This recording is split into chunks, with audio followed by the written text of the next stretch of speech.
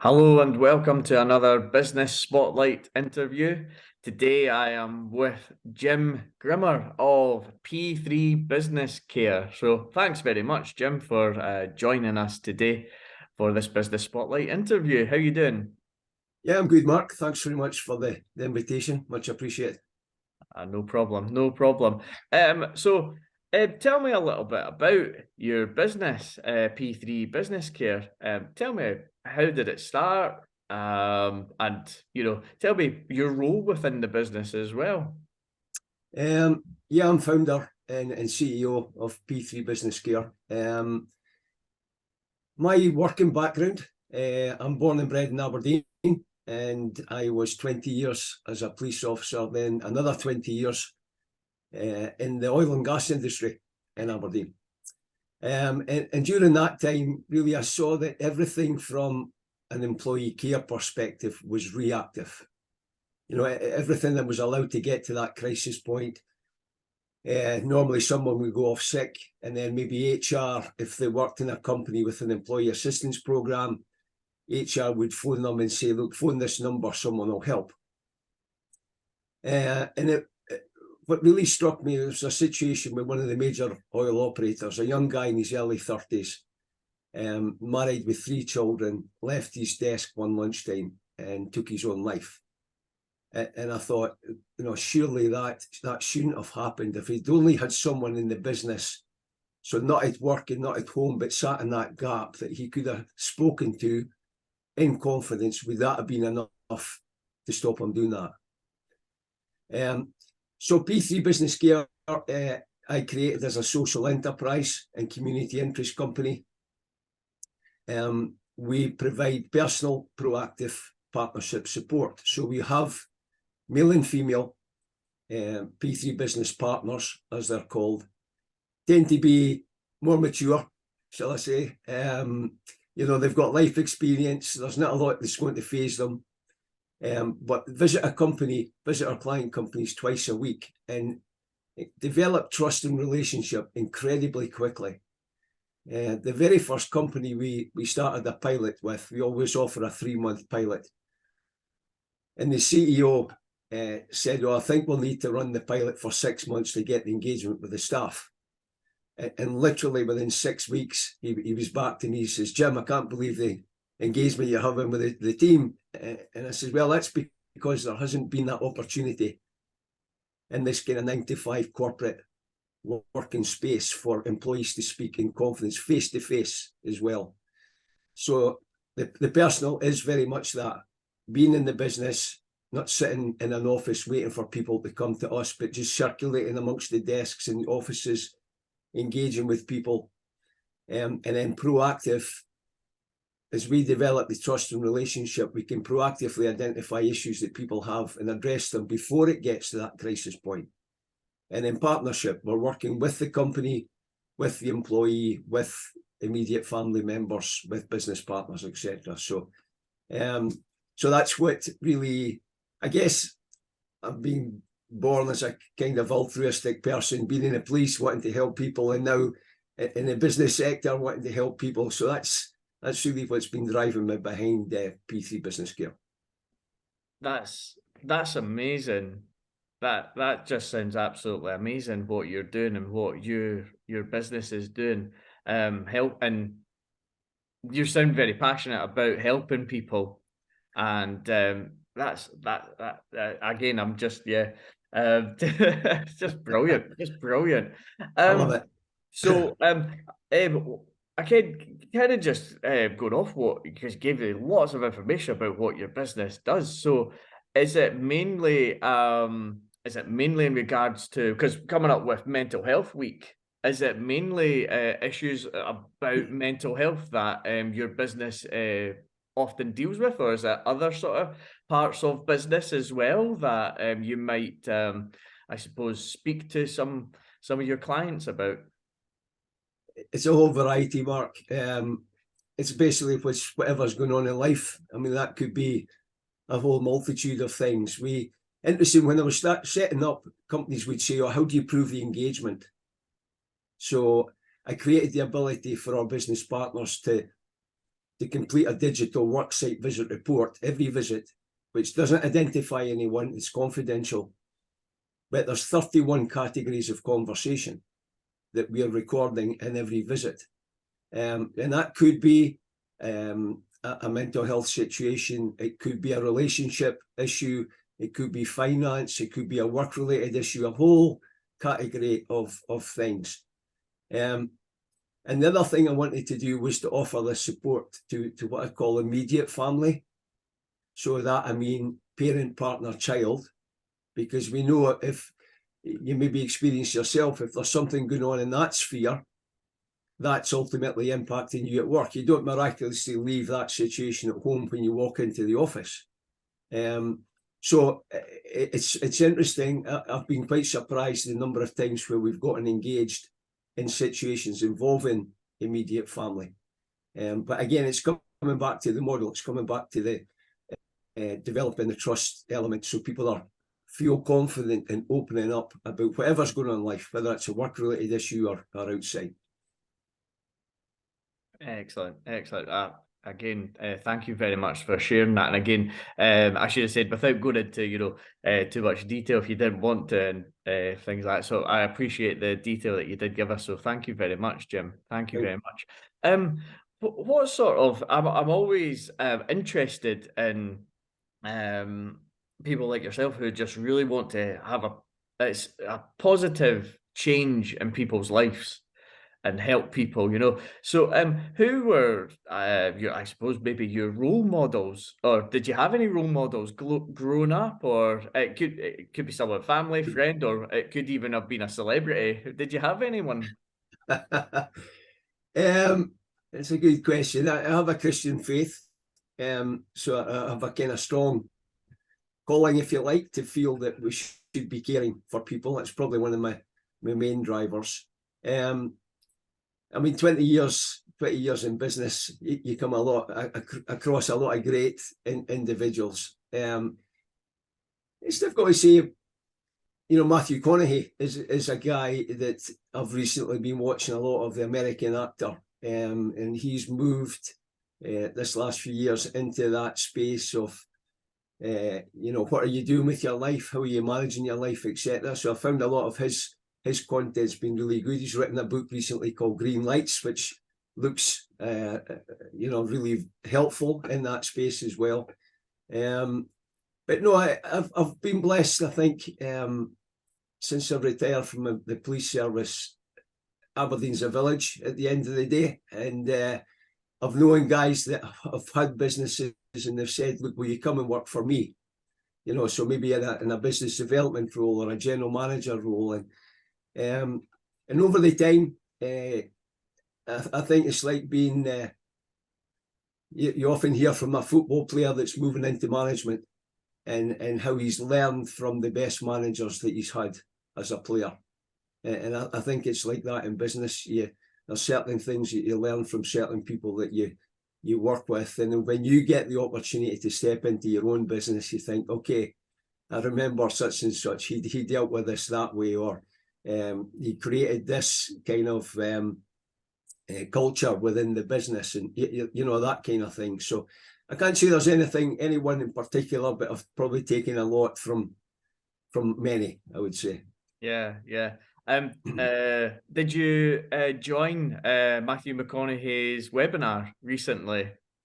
I haven't. I started watching a bit of it actually. The living one. I'd seen, probably like a lot of people might be aware, of that speech that he gave to the students. That's probably the first sort of time I'd really heard them speaking in that space. But no, I've started watching that webinar, and also, as I say, I'm going to follow up and get his book as well. Excellent. I've still to read his book. I've heard it's really good, and I read a little extract when it was released in the Times about a year and a half ago. So yeah, it's something I really want to read. You then talked about a little bit about, and I liked how you about business. I liked how you linked it with a footballer going into management. So how did you find that transition? Starting to run your own business and find your own business? How did you find that all of a sudden you're the guy at the at the top, you know? Yeah, I'm blessed. I think when you find your purpose, and you get up every day loving what you do. Certainly, in my time in the oil industry, I saw a lot of guys that had found themselves in a particular role and wedged into a space, and they were no longer getting any enjoyment from their job, but it was providing materially, etc. And I thought, I always want to get up every day and enjoy what I'm doing. But that's not to say there's not the challenges that you face. When you step out in faith to start your own business, it's you ultimately. I mean, you wear every hat, you've got every responsibility. And then, of course, you've got the challenges. Things start to grow and doors start to open, and you maybe have to, find other staff, different roles, different areas. You would think you would start a business in your own city in Aberdeen and get it established, and then look to expand from there. But that's not how it worked. We started support to a company in Aberdeen, and then a door opened into a company in Glenrothes, then a company down in Cardiff, then a company down in Poole in Dorset. And you've got Aberdeen, the north of Scotland. You've got Poole, the south of England, then Sheffield, and then back to Aberdeen and other companies. So that provides even more challenges. But yeah, I think it's good if you've got a network. You've got maybe 2 or 3 close friends that have been in business as well. Even better, maybe if somebody's already been through that process of setting up their own company. So you can go to them. They can become a sounding board and run past any decisions, particularly major decisions that you're thinking about. I want to do, X, Y, and Z, whatever it may be, and to be able to get that advice from them, because they've probably been through it and made the mistakes that you don't want to make ultimately. But again, as I say, it's having the vision and the purpose, and sticking to it. There'll be times you will need incredible perseverance when things are not going well. I mean, you look at COVID, our USP, if you like, was personal face-to-face visits to the workplace. And COVID happens, and all of a sudden, one of our clients furloughs 60 staff, for example. But it's finding a way through that, navigating through that, and coming out, still being there to come out the other side is an amazing achievement in itself, I think. Absolutely. Yeah, absolutely. And you were saying there about challenges along the way. But also you talked a lot about some growth there as well. You've talked about how you've started off in Aberdeen all the way down to Poole now, which is excellent. In such a short space of time. So what? I suppose then, is there any sort of plans? You got a 5-year plan to continue growing? If you've got a 5-year plan, what is it? Would you like to share? Yeah. Well, it's a great question. I'm 63. I've recently come through a cancer journey as well. So these kind of things get you to take stock. And looking ahead, yeah, I'd really love to get that person on board. That's the next generation of P3 business gear. Ultimately, I'd love to get to the point where I spend my time just doing this, telling people about P3 business gear and opening doors, so that we can get into support companies across the UK. The vision I have for the next 5 years is to have P3 business partners in every major city in Britain. And how I see that developing is that if we could get into, in a particular city, say support maybe even just half a dozen companies, one of the P3 business partners could move into that role of what I call the company care leader. So then they would then become responsible for managing relationships with existing clients, finding new companies, training and recruiting new business partners as the need arises, and crucially providing the pastoral care to their team of business partners in that city. So I'd have a company care leader in Aberdeen, in Edinburgh, Glasgow, Manchester, London, etc., etc. So that's the vision. And recently, one of our clients in Aberdeen, in the drilling sector of the oil industry, has asked me to find business partners for their 12 global offices. So, Singapore, Malaysia, Thailand, Dubai, etc., etc. So that's an exciting challenge as well. But so Mexico, I've already been speaking to a guy in Mexico, and he says, "Oh, I'm loving this, and I've got senior contacts in multinational companies." He's already thinking this could be, incredible for where he is ultimately. So there's lots to happen in the next 5 years, I think. Amazing. All good. Yeah, it sounds like it. It sounds like it. P3 business care going for world dominance by the sound. That's